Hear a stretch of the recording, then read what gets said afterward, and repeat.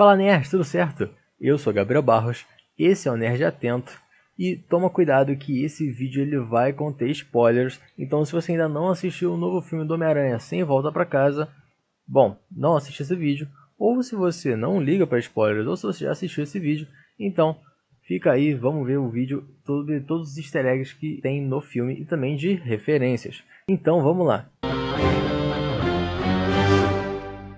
Após anos de espera, finalmente Homem-Aranha Sem Volta Pra Casa está entre nós e trazendo tudo aquilo que os fãs esperavam, e também muito mais. O longa tem a proeza de não ser só um ótimo encerramento para a trilogia do herói no universo cinematográfico da Marvel, como também uma homenagem marcante para a história de Peter Parker nos cinemas. E se você já viu o filme e quer relembrar todos os segredos e detalhes escondidos ao longo dessa jornada sensacional, não se preocupe, porque nós aqui separamos todos os easter eggs e referências de Sem Volta Pra Casa, para você mergulhar de cabeça no mundo do amigo da vizinhança e ficar mais atento nas surpresas do filme quando for revê-lo. Começando com Rogers, o musical.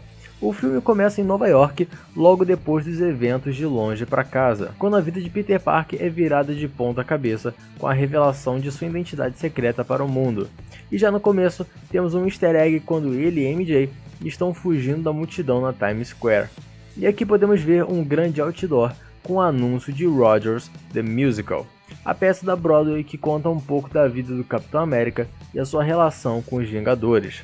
E recentemente, os fãs viram um pouco do musical do primeiro episódio do Gavião Arqueiro, na sua série de Hawkeye. Agora o segundo easter egg, controle de danos. Quando a identidade de Peter é exposta, ele logo começa a ser caçado e as consequências disso levam à chegada do Departamento de Controle de Danos, um órgão governamental que começa a investigar e interrogar não apenas o Peter, mas também seus amigos e a sua tia May. E para quem não se lembra, Controle de Danos é uma peça fundamental na franquia do Homem-Aranha do MCU, já que eles aparecem desde o primeiro filme da saga em De Volta ao Lar, para limpar os estragos feitos pelos Vingadores durante a Batalha de Nova York. Agora, terceiro easter egg, Nick Fury no espaço. Quando o Departamento de Controle de Danos começa a investigar Peter Parker sobre as acusações de assassinato do Mistério, o herói diz que esteve com Nick Fury e que o agente sabe de tudo o que aconteceu. Mas os agentes logo dizem que Nick Fury está no espaço há mais de um ano. Isso bate muito com a cena pós-créditos de Longe Pra Casa, onde nós vemos que o Fury do filme era na verdade o Skrull, o Talos disfarçado. E sabemos que o Fury está comandando uma base espacial que deve ser melhor mostrada em Invasão Secreta, a série original que vai ser lançada no Disney+. Quarto easter egg agora é o nome completo de MJ. Logo no começo do filme, também descobrimos um novo segredo sobre a MJ, a personagem vivida pela Zendaya na franquia. Em uma cena, nós descobrimos que ela se chama Michelle Jones Watson, mas logo ela diz que não usa o Watson e atende apenas por MJ. Seguindo as iniciais, muitos acreditavam que ela poderia ser uma versão, entre aspas, da Mary Jane dos quadrinhos, mas isso nunca se havia firmado, até agora, já que seu sobrenome é o mesmo da personagem clássica. Em outro momento, um certo personagem inclusive acha que o nome MJ é Mary Jane. Quinto easter egg agora, Edith. Conforme o controle de danos começa a vasculhar de cima a baixo toda a casa do Peter Parker e da sua tia, podemos ver vários itens fotografados pelos agentes, incluindo os óculos Edith, e o último presente deixado pelo Tony Stark para Peter. O óculos ele é um elemento muito importante de Longe Pra Casa, tanto que o Mistério quer pegar ele a todo custo, já que ele possui acesso a armas e informações ultra secretas. Peter não chega a usar a Edith no terceiro filme, e para a alegria de muitos que queriam vê-lo fora da asa de Tony Stark. Agora, um dos bordões mais clássicos envolvendo o Homem-Aranha foi criado por Mary Jane Watson nas HQs, que sempre o chamou de Tigrão. Em sua primeira aparição, ela diz: "Veja só, Tigrão, parece que você acertou o pote de ouro." E depois ela passou a usar o clássico "Vá pegá-los, Tigrão." E em dado momento do filme, podemos ouvir a personagem usando essa segunda frase para se referir ao Homem-Aranha.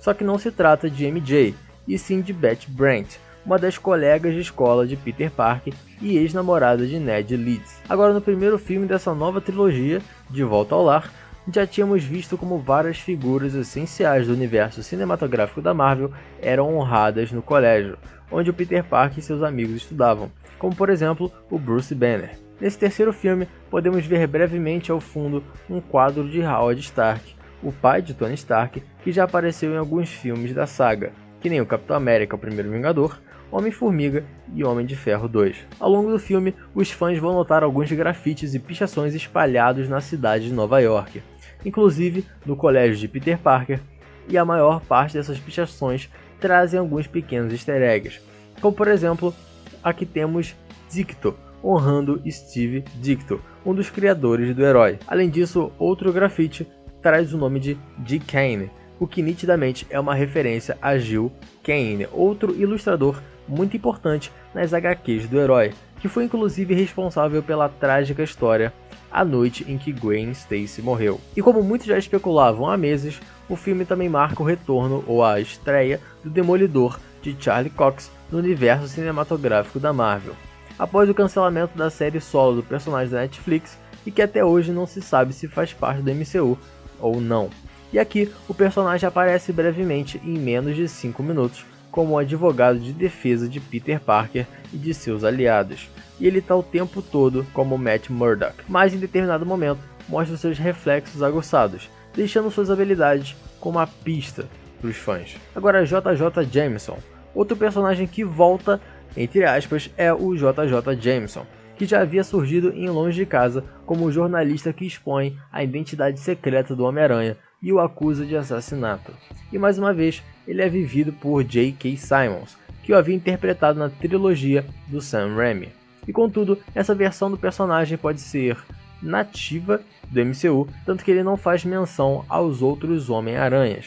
E até mesmo a sua versão do Clarim Diário é diferente do que é mostrada na saga de Raimi. É um tabloide questionável e limitado, e não o maior de Nova York. Esse aqui os fãs do jogo de Marvel Spider-Man vão reconhecer. No filme, vemos que a May trabalha em um projeto chamado Festa, que é uma cozinha solidária que oferece comida e outros tratamentos básicos para a população em situação de extrema pobreza. E nos quadrinhos, a May também chega a trabalhar para o Festa como uma voluntária, assim como no jogo. Contudo, o lugar serve para fachada para ações sinistras de Martin Lee, o Senhor Negativo, um vilão mafioso com poderes de curar as pessoas com o seu toque. Em dado momento do filme, também é mencionado um local muito importante da franquia, a Mercearia do Delmar, que aparece pela primeira vez em De Volta ao Lar, e é onde o Peter Parker faz as suas compras de casa. E aqui ele sai com a MJ de um bueiro na frente da mercearia. E caso você não se lembre, a mercearia é destruída após um confronto de Peter com vários criminosos que usavam armas com tecnologias Chitauri. Mas, levando em conta que mais de 5 anos se passaram entre De Volta ao Lar e Sem Volta para Casa, a mercearia já está reconstruída e operante. Agora o novo Mago Supremo. Após ter a sua vida arruinada pela revelação de identidade secreta, Peter Parker recorre ao Doutor Estranho para criar um feitiço e apagar essa revelação de mente de todos do universo. E em clara referência aos eventos de Um Dia a Mais em um Momento no Tempo, arcos das HQs. E contudo, ele descobre que o posto de Mago Supremo passou para outro personagem, Wong. E aqui, o Doutor Estranho explica que o seu colega de trabalho ganhou o posto por uma questão técnica, já que ele mesmo passou 5 anos morto devido ao estalar de dedos do Thanos. Agora prestando atenção nas placas. As placas de carro também oferecem várias pistas do que está acontecendo no filme. E no momento temos a placa 63ASM3, que parece ser uma referência à revista The Amazing Spider-Man 3 de 1963, a HQ que estreia a do Dr. Octopus, que aparece um pouco antes do Octopus aparecer no filme. E a outra placa com o número ASM8183, que pode ser uma referência a The Amazing Spider-Man 246, publicada em 1º de agosto de 1983, onde temos a participação de Watto, falando sobre realidades alternativas. E por fim, um táxi com o número 1228, que é a data do aniversário do Stan Lee, 28 de dezembro. Uma bela referência ao lendário co-criador do herói. Falando agora dos vilões, quando o feitiço do Doutor Estranho dá errado, ele só não apaga lembranças sobre a identidade do Homem-Aranha secreta, como também traz as pessoas de outros universos que sabem que o Peter Parker é o herói. E entre os vilões temos Dr. Octopus, Duende Verde, Homem-Aranha, Lagarto e o Electro.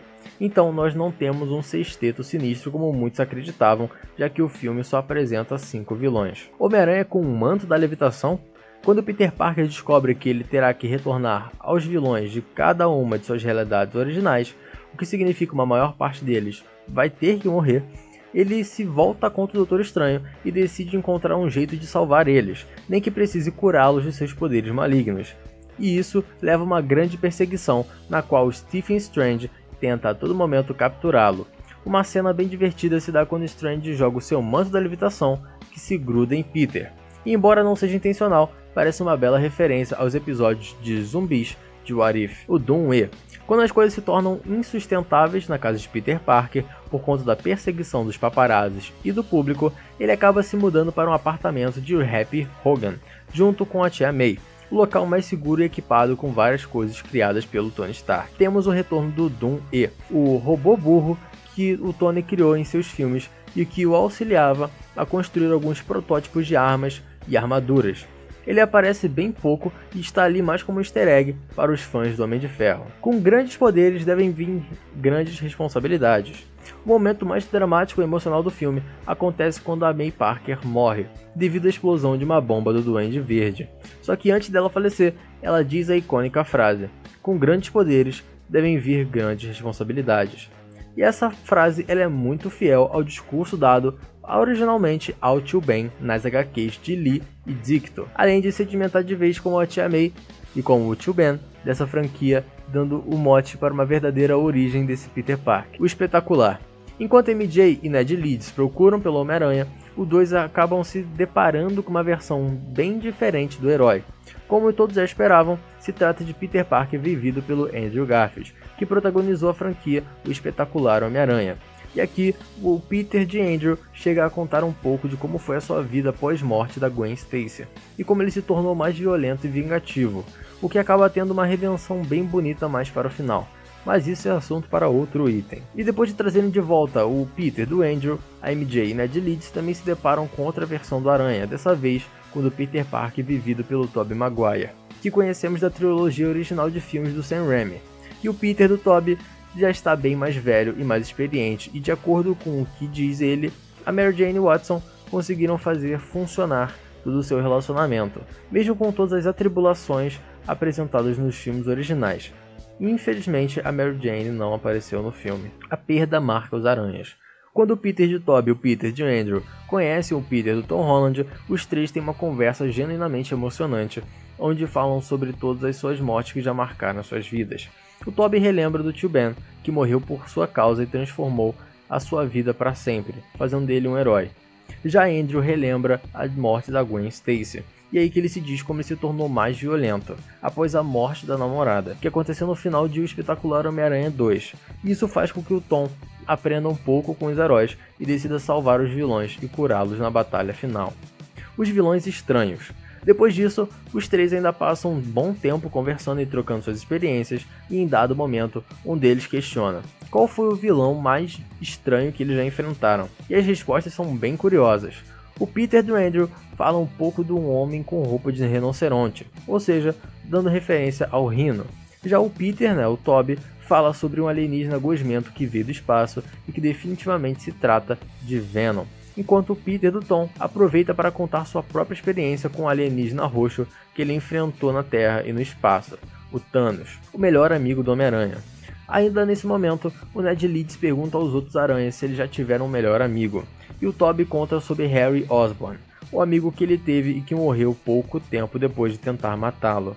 Isso traumatiza Ned, e depois ele tem uma crise de como seu eu, Peter Parker. E curiosamente, essa é uma referência interessante aos quadrinhos, porque faz conexão com o Duende Macabro das HQs, cuja identidade é Ned Leeds. E é claro que essa versão dos quadrinhos é bem diferente da que conhecemos no MCU, e é pouco provável que o Ned ele se torne o Duende Verde em um filme futuro. Mas quem sabe, né, do que pode vir aí pra gente. Por outro lado, a dinâmica dos Homem-Aranha é bem divertida e até rende momentos espetaculares. E um deles é quando Ned Leeds chama o Peter Parker e os três respondem sem saber de qual se trata, ainda que o menino faça o melhor para se explicar. Nessa cena, alguns fãs percebem que há momentos em que os aranhas se olham e apontam um para o outro.